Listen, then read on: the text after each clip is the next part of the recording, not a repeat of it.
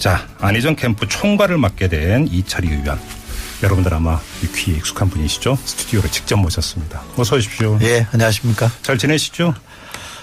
뭐 잘 지내지는 못합니다. 왜요? 아니 지금 무지 바쁠 때고. 얼굴이 좀 상한 것 같아요. 네, 무지 많이 바쁠 때고. 네. 뭐 광장도 나가야 되고. 그렇죠. 선거도 준비해야 되고. 그렇죠. 네. 와, 진짜 바쁘죠. 북한이 미사일을 사서 또 상임위도 해야 되고. 그걸 좀 이따 좀 여쭤봐야 돼요. 네, 진짜 그 오늘 현안이기 때문에. 근데 네. 캠프 합류 얘기 좀 여쭤볼게요. 안희정 지사 캠프에 합류했던 이유로 싸가지 있는 진보라서 지지한다. 이렇게 밝혔는데 무슨 얘기입니까, 이 얘기가? 요 얘기만 한 건 아니고요. 예, 뭐 품이 넓다는 얘기도 했던데. 네, 품이 좀 넓은. 싸가지 없는 진보라는 책이 나온 적이 있어요. 그랬죠. 기억하시죠? 강준만 교수가 전북대 강준만 교수가 쓴 책인데 제가 그 책을 아주 감명 있게 읽었는데 거기 보면 진보는 자기 주장이 강하잖아요. 네. 또 그런 강한 자기 주장이 있어야만이 새로운 시대를 열어갈 수 있는 힘이 되는 것도 사실인데 그러다 보니까 조금 협량하거나 이렇게 좀 예의가 좀 없거나 포용성이 좀 떨어지거나 이런 유연한 모습이 좀 떨어지는 그렇죠. 걸로. 예, 네. 그래서 이제 진보는 좀 오래 싸가지가 없는 것처럼 비춰질 수 있는데 네. 안희정 지사는 진보는 분명한데 네. 보여주는 모습을 보면 굉장히 좀 이렇게 예의 바르고 포용성도 있고 그래서 그거를 제가 싸가지 있는 진보다 이렇게 표현한 겁니다. 그러면 요 질문 나올 줄 알았죠. 그러면 안희정 지사가 싸가지 있는 진보면 다른 후보 중에 싸가지 없는 진보가 있는가 이런 질문 나올 줄 알았죠. 꼭 그렇게 빗대서 선의 표현은 아닙니다. 그런 건 아니고요. 네. 근데 지금 안희정 지사의 지지율이 한풀 꺾였다. 지금 네. 여론조사 결과를 보면 그렇죠. 이렇게 나오고 네. 있어요. 네. 그 원인은 어떻게 보세요? 여러 가지 이유가 있을 텐데요. 네. 가장 아프게 반성해야 될 것은 안희정 지사 본인이 네. 저는 반성해야 될 대목이 있다고 봅니다. 어쨌든 진의 발언, 선의 발언. 선한 의지. 네, 선의 발언을 하고 나서 저는 선의 발언도 약간의 오해를 줄 수 있는 뭐 본인도 그렇게 시인했습니다만 예를 잘못 들었다는 거 아니에요. 그러면 전체적인 맥락은 이해할 만한데 그 이후에 이걸 대응하는 과정에서 약간 좀 왔다 갔다 하는 모습을 보인 게 네. 이게 좀 치명적으로 안 좋은 영향을 끼쳤다고 보고요. 네. 또 너무 단기간에 급상승했기 때문에 네. 우리 허니 주가도 그렇잖아요. 지금 조정국민이라고 보시는 거예요? 조정국민을 한 번은 거치게 돼 있는데 본인의 실수와 조정국민이 한꺼번에 이렇게 겹치니까 지지율이 많이 떨어진 거죠.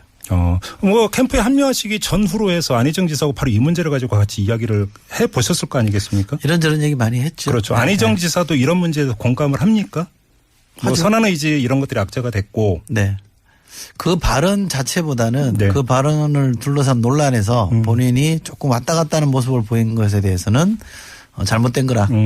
본인은 그런 생각이 없었는데 결과적으로 그렇게 비쳤으니까 정치인은 그 부분은 솔직하게 인정하고 가는 게 좋죠. 본인도 그렇게 생각하던데요. 일각의 분석에 따르면 그 이제 더불어민주당 지지층에서 안희정 지사의 지지율이 빠지는 것으로 그렇죠. 이렇게 나타나면서 지금 집토끼를 잃고 있는 것 아니냐. 네. 이러면 동력이 떨어질 수밖에 없는 거야. 이런 이야기가 많이 나오는데 네. 혹시 그거에 대해서는 어떤 이야기를 좀 나누셨습니까? 지금 더불어민주당의 지지율을 보면 40%가 넘잖아요. 그렇죠. 얼마 전까지만 하더라도 20%였어요. 그랬죠. 네. 새누리당이 지금 이름이 바뀌었습니다만 자유한국당이 부동의 40%였잖아요. 20%에서 우리가 40%로 무려 20%포인트가 늘어났잖아요. 새로 유입된 지지층이거든요. 네. 요 새로 유입된 지지층과 원래 20%의 고정 지지층은 조금 다른 성격이라고 저는 보는데 어쨌든 안희정 지사의 강점은 새로운 지지층을 넓혀가 외연을 확장하는 거잖아요. 예. 그러면 그 외연이 확장이 돼서 이른바 이 정권 교체를 지지하고 진보 다음 정부는 진보 정부가 들어서는 게 좋겠다라는 데 동의하는 사람들이 넓어지면 덩달아 안희정 지사의 지지율도 올라갈 거고요. 네. 이 지지율을 가지고 내가 가장 좋은 정권 교체 카드고 내가 하는 정권 교체가 가장 최고의 정권 교체라는 걸 설명해내면 네. 이른바 집토끼들도 움직일 수 있는데 순서는 그렇게 가야 되는 거죠. 왜냐하면 집토끼들은 여러 조사에 나옵니다만 이 문재인 대표 지지율이 워낙 높고요. 확고합니다. 오랫동안 지지해왔던 분들이 많고 또 거기에다가 조금 더 진보적인 분들은 이재명 시장을 또 지지하는 분들이 있기 때문에 그렇죠. 여기 사실 틈이 많지 않습니다. 근데 이제 캠프 총괄 또 전략기획도 맡으시잖아요. 네. 캠프에서. 그러면 이제 말 그대로 안희정 지사의 지지율 다시 상승세로 돌리기 위한 전략을 짜셔야 되는 것 아닙니까? 이게 고민하고 있죠. 지금부터 영업비밀 영역인데요. 강력한 한 방이 뭐가 있을까요? 뭐 강력한 한 방을 준비하고 있는 건 아니고요. 예. 네. 저는 안희정 지사를 어떻게 유권자들에게 국민들에게 잘 보여주느냐가 관건이라고 봅니다. 그래요. 예. 근데 지금 여론조사상으로는 그러니까 이건 이제 그 지지율 상승세일 때 이제 그런 얘기가 좀 많이 나왔었는데 여론조사에서 그러니까 잡히고 있는 안희정 지사에 대한 지지율에는 사실은 더불어민주당의 경선에 참여하지 않을 사람들의 어떤 그 응답도 상당 부분이 그 포함이 되어 있기 때문에 네. 막상 뚜껑을 열어보면 오히려 적을 수도 있다. 그럴 수 있죠. 이런 분석이 있었거든요. 있습니다. 예. 동의하세요? 예, 실제로 그런 점이 있을 수 있고요. 예. 그러나 이번 대선의 특징은 만약에 곧 탄핵이 인용이 된다면 민주당의 내부 경선이 곧 본선이거든요.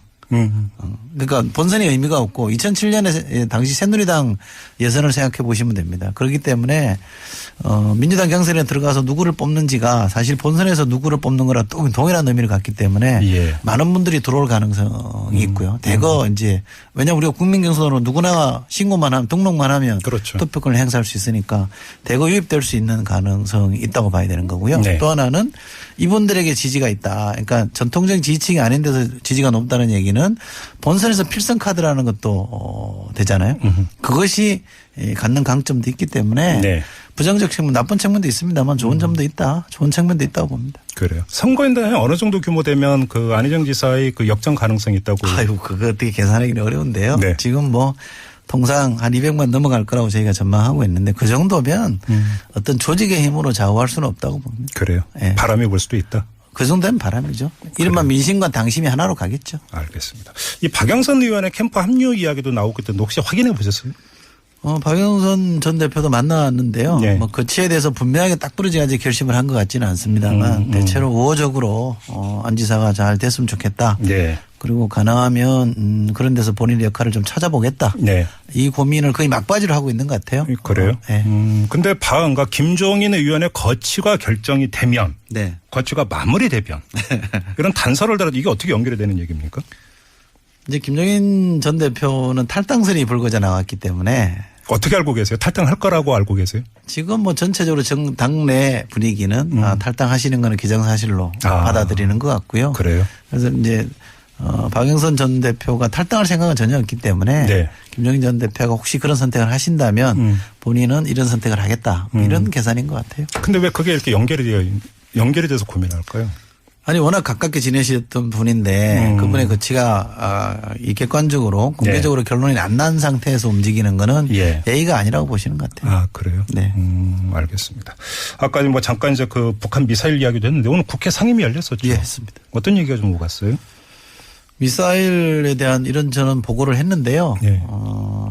이 국방부가 상당히 신중하더라고요. 그래요? 왜냐하면 2월 달에 미사일을 쐈는데 그때는 오전에 이게 어떤 미사일이라고 얘기를 했는데 그게 틀렸어요. 그래서 오후에 또 바꿨거든요. 이게 예. 또 틀렸습니다. 예. 그래서 그 다음날 최종 신형 미사일이라고 정정을 해줬기 때문에 이번에는 장관 말씀은 뭔가로 자기가 분석하는 건 있는데 네. 조금 더 신중하게 미국이랑 일본이랑 좀 같이 의논해서 최종 정리해서 하루 이틀 새에 말씀드리겠다고 하는 걸 보니 예. 굉장히 신중하게 나오더라고요. 아무튼 대륙간 탄도미사일은 아닌 것 같다.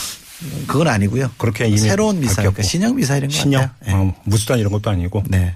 그래요. 근데 의원님은 사드에 대한 입장이 어떤 거예요? 사드요. 예. 지금 이 순간에 저보고 사드를 배치하는 게 맞습니까? 배치 안 하는 게 맞습니까?라고 하면 장단점을 두루 고려해 보면 덕보다는 실이 좀 많다. 저는 지금 이 순간에만 선택하라 그러면 사드 배치를 하면 실이 많다. 네, 안 하는 게 좋겠다고 생각합니다만 지금 이까지 진도가 나가 있잖아요. 네. 이미 기정사실화 돼 있고 예. 미국도 저렇게 이거는 당연히 하는 걸로 받아들이고 있는데 여기서 다시 물러서는 거는 너무 많은 비용을 치러야 되기 때문에 네. 지금부터는 이걸 어떻게 코스트를 적게 지불하고 최상의 어떤 효과를 얻는지를 고민할 때가 아닌가 싶습니다. 제가 왜 이 질문을 드리냐면 안희정 캠프에 이제 합류를 하셨는데 안희정 지사 입장은 뭐 한미 정부 간의 합의이기 때문에 존중해야 된다 이런 네. 입장이잖아요. 네. 그럼 의원님의 입장과 조금 좀 다른 거라고 볼 수도 있는 거 아니에요? 비슷하죠. 비슷한 다르지 겁니까? 않죠. 그냥 의원님도 실은 많지만 여기까지 왔다면 현실 속에서 뭔가를 좀 강구를 해야 된다 이런 입장이에요. 그러니까 우리나라 안보의 기본축은 한미 동맹이잖아요. 그리고 미국 분들이 이렇게 대화를 해보면요. 왜 사드가 필요한지를 설명하는 건 이미 지나갔다고 보고요. 저희가 약간 이게 좀 저희로서는 상당히 부담스러운 측면이 있다 이렇게 얘기하면 네. 딱 잘라서 이렇게 얘기합니다. 중국이야 우리야. 이렇게 선택을 강요하거든요. 예. 우리가 지금 중간에 끼어 있단 말이죠. 이 현실을 저는 부정할 수는 없다고 봅니다. 얼마 전에 결의안 내셨잖아요. 네. 그게 이제 그 사드 정보 공개 및 절차 준수 촉구 결의안. 네. 그럼 이 결의안의 내용과 지금 말씀하신 어떤 상관관계가 있는 겁니까? 사드가 왜 필요한지를 한미 간에 협의한 게 있으니까 그 자료를 최소한 국회 국방위원회 와서 비공개로 설명을 해라. 자료를 공개하고 모르고 있거든요. 아, 상임위에도 제대로 공까 지금 보고를 안 하고 있는 거예요? 안 한 거죠. 그래요? 꽁꽁 숨겨놓고 얘기를 안 하고 있으니. 그 진짜 합의 문서가 있는지 없는지도 모른다면서요? 있답니다. 있는데 뭐 안 보여주니까. 그 보고서 말고? 네. 사인한 문서가 있긴 있다는 거죠. 근데 뭐 설명을 안 해주니까 모르니까 좀 설명 좀 해라. 네. 그래야 국민의 대표인 국회의원들이 국민들이 가서 우리가 그거 읽어보니 필요하더라. 뭐 이렇게 설명을 해줄 거 아니냐. 네. 그 얘기를 하는 거고요. 자료 내놓으라는데 그 결의안까지 해야 되는 거면 이 정도로 보고를 안 하는 겁니까? 답답합니다. 국회가요. 행정부랑 이렇게 견주어 보니까 네. 힘이 너무 열세라 행정부가 안 주면 볼체간이 없고요. 그런 얘기 많이들 하더라고요. 절차 준수를 하라는 얘기는 뭐냐면 워낙 자꾸 이걸 막 서둘러서 하자 이러니까 정상적으로 환경영향 평가하고 기반부지도 조성하고 이런 절차를 준수해서 가면 되는데 네. 자꾸 서두르자면 중국만 자극하는 거 아니냐. 그 점을 지적하는 거고요. 또 하나는 이게 찬반이 있으니 국회 비준을 바꿔 가자. 그러면 깨끗하게 논란이 정리되거든요. 네. 그런 요구를 하는 겁니다. 그 이제 더불어민주당 경선 토론이 시작이 됐잖아요. 네. 그러면서 이제 오늘까지 이제 두 번의 토론이 됐고 여기서 이제 그 또 밖에 있는 쪽에서는 사드 문제에 대한 경선 주자간의 입장이 뭐냐 이것들을 계속 부각을 시키고 있지 않습니까? 네. 이것이 특정 경선 주자가 아니라 더불어민주당의 집권 전략이라고 하는 큰 틀에서 볼 때 네. 경선 토론에서 사드 문제가 계속 쟁점화되고 부각이 되는 것은 당 입장에서 어떻다고 보세요? 당 입장에서는 좀 걱정이 많겠죠. 그래요? 그러나 후보들 간의 차이가 있기 때문에 이거를 안 그러고 갈 수는 없을 겁니다. 토론에서? 네, 왜냐하면 후보들 간에 주자들 간에 생각이 다른데 왜 그렇게 생각하시면이라는 거는 서로 간에 검증을 해보자 할 거 아니에요. 그렇죠. 그렇기 때문에 그런 필요성이 있는데. 오늘도 잠깐 그 얘기 나왔었죠. 네, 사드 얘기. 네, 당의 입장에서는 이게 그런데 뭐 왜냐하면 찬반이 분명한 이슈라 당으로서는 좀 부담스러운 것도 있을 겁니다. 그래요. 지금 미국에서 나오고 있는 보도를 보면은 트럼프 행정부가 전술핵 재배치까지 고려하고 있다 이런 지금 보도가 나오고 있지 않습니까? 네. 혹시 오늘 상임위에서 이 얘기도 좀 있었습니까? 제가 좀 중간에 일어났는데요. 제가 있을 때는 그런 얘기 없었습니다. 없었고요. 네. 어떻게 파악하고 계세요? 조금 너무 이르게 우리가 반응할 필요는 없다고 보는데요. 예. 미국의 뉴욕타임스가 이렇게 보도한 걸 가지고 지금 얘기를 하고 있는 거잖아요. 미국의 행정부에 책임 있는 당국자가 조금 그런 언급을 하기 시작하면 예. 저희가 좀 공개적으로 논의를 해야 된다고 보는데 저는 우리가 지금 한반도 비핵화라는 걸 큰 원칙으로 갖고 있잖아요. 네. 그러니까 북한도 이 비핵화의 원칙에 입각해서 핵무기를 갖지 마라 이렇게 주장하잖아요. 그렇죠. 그런데 우리가 핵무기를 가져다 놓으면 북한 핵무기를 갖지 말라고 요구할 명분이 없어지기 때문에 이 대원칙을 수정하는 거거든요. 그렇죠. 그러니까 이거는 전술핵 배치를 지금 당장 할 거냐 말 거냐 이렇게 좁은 차원으로 접근하면 안 되고요. 네. 보다 큰 틀에서 논의를 해야 됩니다. 그래요. 네. 알겠습니다. 좀 마무리를 해야 될 텐데요. 이 안희정 지사의 어떤 경선 승리 전망이라고 할까 역전 가능성 내지 결선 투표까지 갈 가능성 어떻게 내다보고 어떻게 희망하십니까?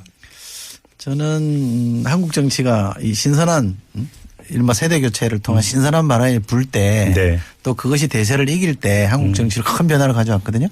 과거 1971년에 김대중 대통령도 그랬고 네.